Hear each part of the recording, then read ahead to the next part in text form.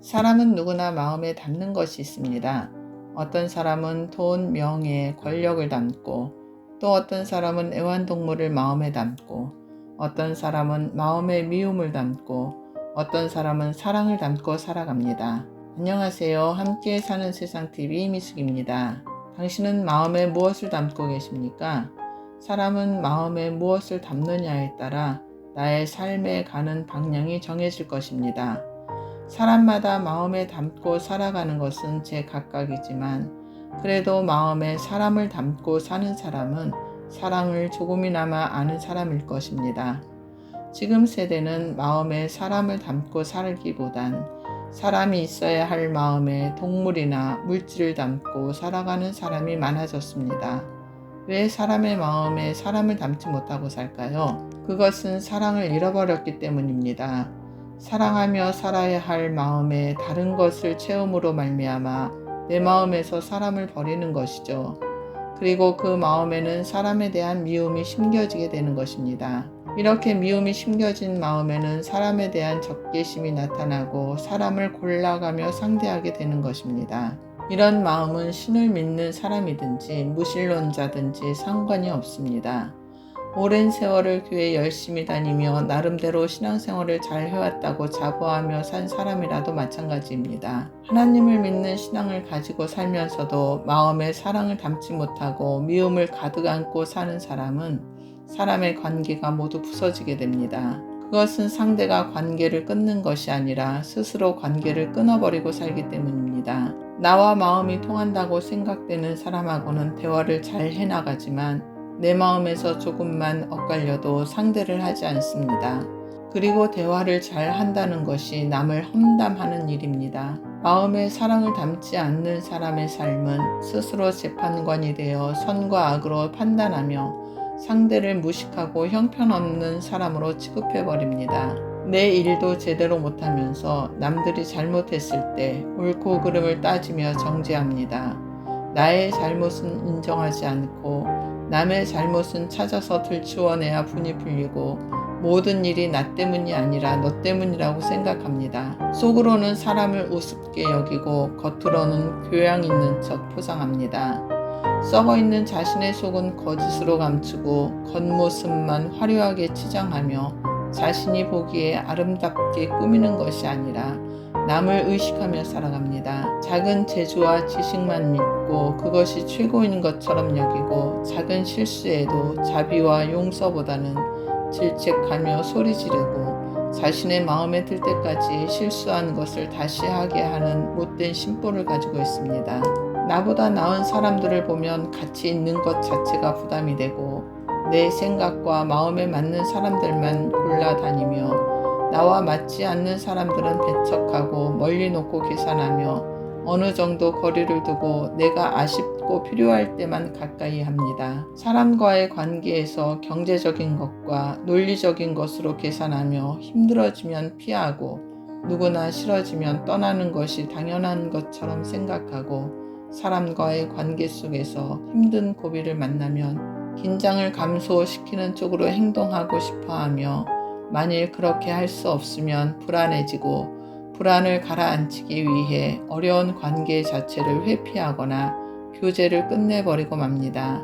서로 좋아하는 감정도 사랑하는 감정도 다 메말라버리고 형식적으로 살아가는 삶이 되어 서로에게 관심조차 주지 않고 나만 봐달라는 이기적인 삶으로 변질되어 버렸습니다. 내가 싫으면 다 귀찮아하고 서로를 판단하며 정죄하고 옳고 그름을 따지며 화합하고 화목하기보다 서로 물고 뜯는 것이 정상적인 삶이 되어버립니다. 이렇게 살다 보니 사람과의 관계는 모두 부서지고 결국 진실한 마음을 나눌 수 있는 사람은 다 떠나고 외톨이가 되고 마는 것입니다. 부부가 멀어지고 자녀와 거리가 생기고 부모와 자녀가 하나가 되지 못하고 이웃과의 관계도 멀어집니다. 마음에 사람을 담고 사랑하며 살고 싶어도 미움이 깊이 뿌리 박혀 사랑을 잃어버린 지 오래입니다. 하지만 이렇게 피폐해지고 회복될 것 같지 않은 마음에도 추운 겨울을 이겨내고 따뜻한 봄날이 찾아와 꽃이 피듯이 하나님은 당신을 찾는 사람에게 사랑을 부어주시고 사람을 마음에 품을 수 있게 하십니다. 행복의 조건 가운데 사람과의 친밀한 관계를, 좋은 관계를 갖고 있을 때가 가장 행복합니다. 부부가 긍정적으로 관계를 맺고 있을수록 긍정적인 상호작용과 정서적 표현을 많이 하고 역할 분담이 확실하며 자기를 개방함으로 솔직하고 친밀한 관계를 맺음으로 서로가 만족하게 됩니다. 우리는 사랑하기 위해 태어났습니다. 우리는 사랑의 관계를 맺도록 만들어진 존재입니다. 사람은 하나님의 형상을 담고 있기에 다른 사람과 관계를 맺고 협력하고 그것을 즐거워함으로 사랑을 주고 받음으로 완전해집니다. 아담을 만드신 후에 하나님은 이렇게 말씀하셨습니다. 사람의 독주하는 것이 좋지 못하니 내가 그를 위하여 돕는 배필을 지으리라. 사람의 경험 가운데 가장 고통스러운 것은 외로움과 소외감, 왕따 당하는 것, 버림받는 것보다 더 고통스러운 것은 없을 것입니다. 저는 하나님의 사랑을 알기 전에는 사람에게 버림을 받을까 두려워하면서 내가 사람을 버리고 내가 고통받는 것은 싫어하면서 나는 사람에게 고통을 주며 살았습니다. 하나님의 사랑은 변덕스럽게 수시로 바뀌는 감정이 아닙니다. 하나님의 자녀는 서로가 서로를 도와주며 사는 존재이기 때문입니다. 모든 부부는 하나님께서 짝지어 주신 것으로 하나가 되는 기쁨이 있습니다. 부부는 서로를 변화시킬 수 없다는 것을 알고 상대를 있는 그대로 인정하고 받아주는 것이 사랑인 것입니다. 그리스도께서 우리를 있는 그대로 부족하면 부족한 대로 받아준 것처럼 우리도 서로를 있는 그대로 받아야 합니다. 우리는 완전한 삶을 살 수 없는 불완전한 존재입니다.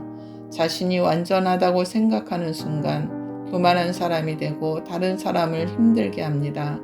겸손한 사람은 자신의 부족함과 실수를 인정합니다.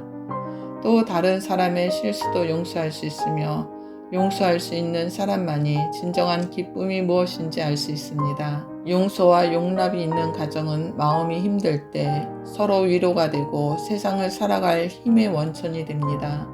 하나님의 사랑은 절망을 이기게 하고 희망을 품을 수 있게 하며 자신의 인생을 개척하며 두려움을 이기고 담대한 용기를 갖게 합니다. 사랑은 가장 가까운 이웃인 아내나 남편에게 자신의 몸과 마음을 자신의 것이라 주장하지 않고 상대방을 섬기며 주는 것입니다. 사랑을 하면 몸과 마음은 자신의 것만 아니라 배우자의 것이 되어야 합니다.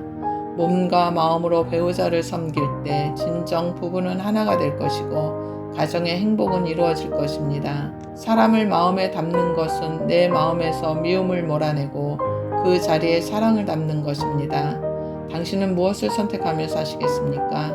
공감되셨다면 알림 설정과 함께 구독과 좋아요 꼭 눌러주시고 정말 마음에 사람을 담고 살고 싶으신 분은 아래 메일로 연락주세요. 하나님이 당신의 위대한 사랑으로 우리를 창조하셨습니다.